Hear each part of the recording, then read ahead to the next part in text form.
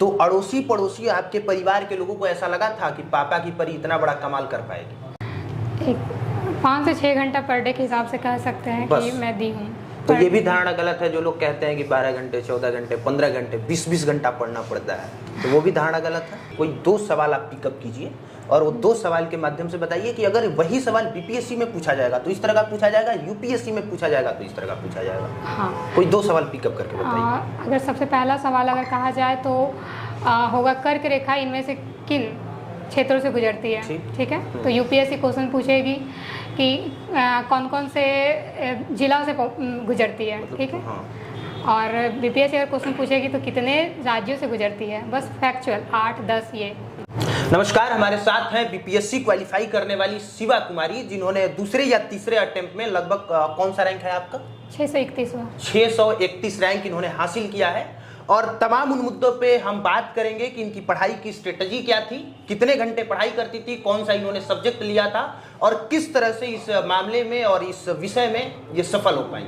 सबसे पहले तो स्वागत है आपका पब्लिक प्लेटफॉर्म में। Thank you so much. ये बताइए कब से तैयारी कर रही थी? मैं ग्रेजुएशन के बाद से सिविल सर्विसेज की तैयारी कर रही हूँ। बीपीएससी वाला कीड़ा आपके दिमाग में कब काटा? 2017।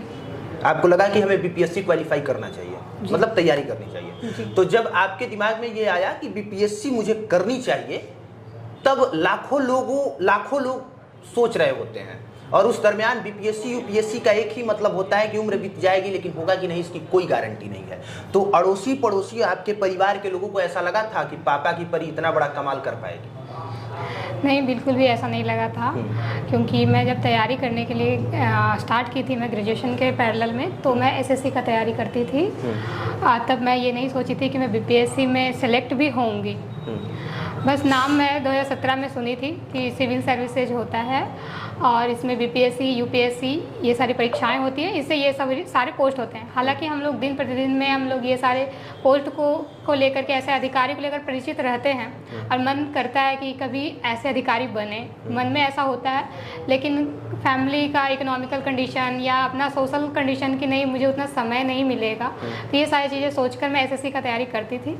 लेकिन तैयारी के दरमियान ही मुझे एक शिक्षक राजू कुमार हैं, जिनका मुझे सानिध्य प्राप्त हुआ, जिन्होंने मुझे बताया कि एनसीईआरटी बुक्स पढ़ने और ये सारी चीज़ें जो है करने से खुद ब खुद कॉन्फिडेंस बिल्डअप होगा और तुम्हें उस तैयारी के लिए क्वेश्चन पे पकड़ बनेगा। तो मैं एनसीईआरटी बुक्स जो है वो पढ़ना स्टार्ट कर दी 2017 में और मैं फिर धीरे धीरे मेरा कॉन्सेप्ट बिल्डअप हुआ। तो और चूँकि मेरा एज भी जो बीपीएससी के लिए एलिजिबल नहीं था 2017 में, 2018 में मैं इसके लिए एलिजिबल हुई हूँ एज वाइज। तो मैं 2018 1 साल तैयारी की पूरी तरह से और 2018 में वैकेंसी आया 64th बीपीएससी का और मैं पीटी मेंस इंटरव्यू तक गई थी, लेकिन नहीं हो पाया था सिलेक्शन फाइनली। और 65th में भी मेरे साथ वही हुआ कि मैं 1-2 मार्क्स से इसमें भी मैं फाइनल सिलेक्शन नहीं ले पाई। 66 बीपीएससी में मैं आपके सामने हूँ, बीपीआरओ का पद मुझे मिला है इसमें। इस बार सफल होके जो है शानदार कमबैकिंग आपने किया है। सब्जेक्ट क्या क्या था आपका?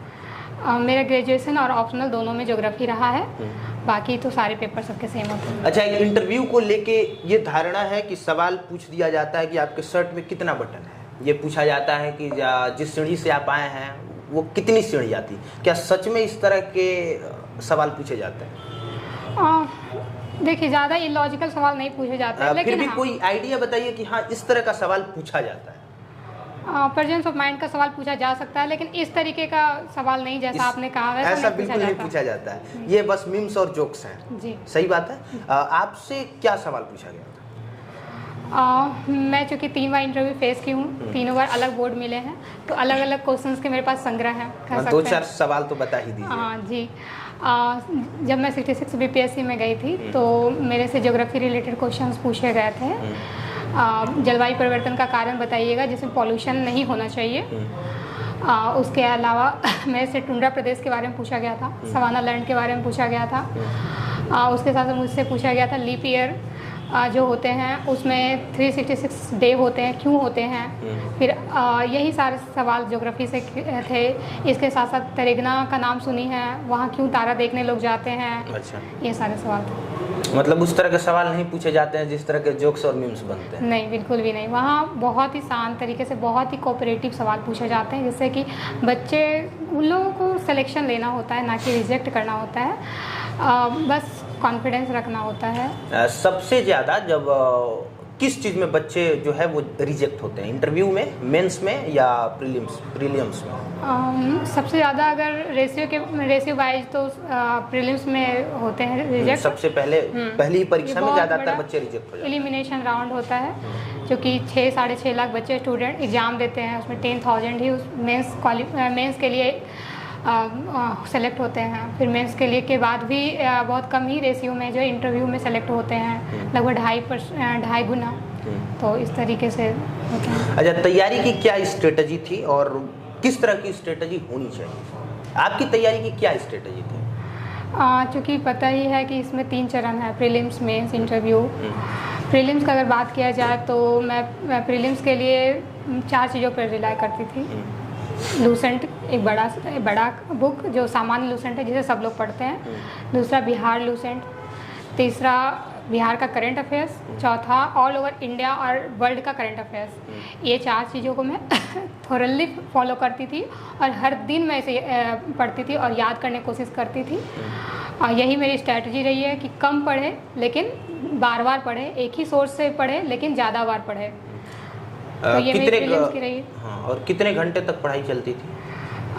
आवर्स इसमें मैटर नहीं करते हैं। कई बार 8 घंटे भी होते थे, कई बार 5 घंटे भी होते थे, कई बार 3 घंटे भी होते थे। तो मैटर ये करता है कि आप कंटिन्यूअस प्रतिदिन पढ़ रहे हैं या नहीं पढ़ रहे हैं। अगर आपसे आपका एवरेज पूछा जाए कि आपने किताब के सामने इतना समय अपना जो है जाया किया है, तो कितना समय बताइएगा एवरेज? 5 से 6 घंटा पर डे के हिसाब से कह सकते हैं कि मैं दी हूँ। तो ये भी धारणा गलत है जो लोग कहते हैं कि 12 घंटे, 14 घंटे, 15 घंटे, 20 घंटा पढ़ना पड़ता है, तो वो भी धारणा गलत है।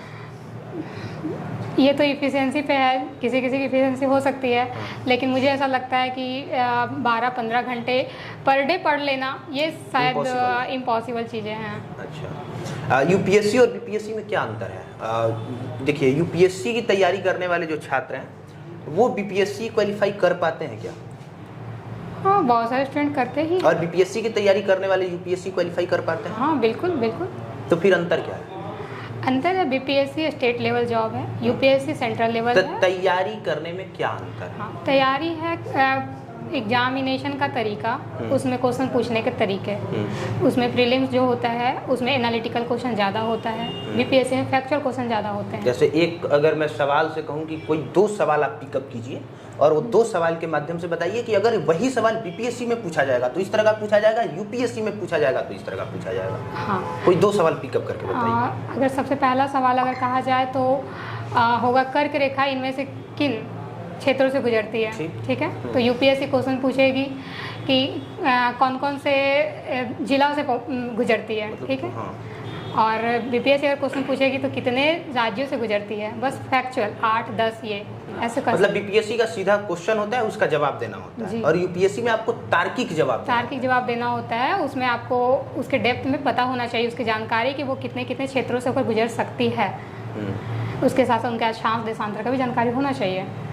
और एक और चीज़ होगा कि बीपीएससी मतलब सिर्फ बिहार से ही रिलेटेड सवाल पूछता होगा और यूपीएससी पूरे देश भर से। ये भी है बीपीएससी में 20 से 25 क्वेश्चन जो होते हैं वो पूरी तरह से बिहार से पूछे जाते हैं, जबकि यूपीएससी में तो ऑल ओवर वर्ल्ड। अच्छा, क्या कारण है कि यूपीएससी या बीपीएससी क्वालिफाई करने वाले 80% बच्चे, 80% में डाटा बता रहा हूँ आपको, आईआईटी वाले होते हैं, जिन्होंने भी क्वालिफाई किया है। मैं खुद इस बार का लिस्ट देख रहा था, उसमें से जो टॉप लेवल के स्टूडेंट हैं, जो टॉप 10 में है, वो आईआईटी की तैयारी कर रहे थे। तो क्या कारण है कि आईआईटी एक अलग सब्जेक्ट हो गया और उसकी तैयारी करने वाले बच्चे जनरल कंपटीशन जैसा पेपर कैसे क्वालिफाई कर लेते हैं? इनका अलग अलग स्टूडेंट्स के लिए अलग अलग कारण हो सकते हैं। तो मुझे ऐसा लगता है कि उन्हें बाद में उन्हें प्रशासन की ओर झुकाव ज़्यादा बढ़ता होगा। उन्हें लगता होगा कि प्रशासन में वो अपना एफिशिएंसी ज़्यादा यूज कर पाएंगे। इसका मतलब कि वो इंजीनियरिंग की तैयारी नहीं करते होंगे? ये तो मैं कह नहीं सकती। कोई और किताब लेके बैठ जाते होंगे। हो सकता है। नहीं, देखिए, जब वो प्रिपरेशन करते हैं, वो इंजीनियरिंग पूरी तरह से करते हैं, उन्हें भी ग्रेजुएशन सब्जेक्ट की ज़रूरत होती है। टेक्निकल डिग्री लेते हैं, इससे उनका स्कोप बड़ा होता है। उन्हें अगर बीपीएससी यूपीएससी में नहीं हुआ तो उन्हें उनके लिए एक ऑप्शन होता है, एक बेहतर ऑप्शन कि वो कंपनी में भी जॉब कर सकते हैं।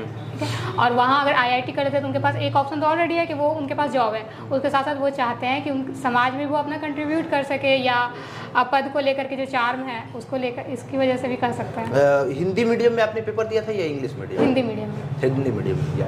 देखिए, ये दो सबसे अलग चीज़ रही। पहली ये कि ये आईआईटी की एस्पिरेंट्स नहीं थी और ना ही इन्होंने दाखिला लिया था, और दूसरी बात कि हिंदी मीडियम से इन्होंने पेपर दिया था और रैंक भी ठीक ठाक इन्होंने प्राप्त किया है।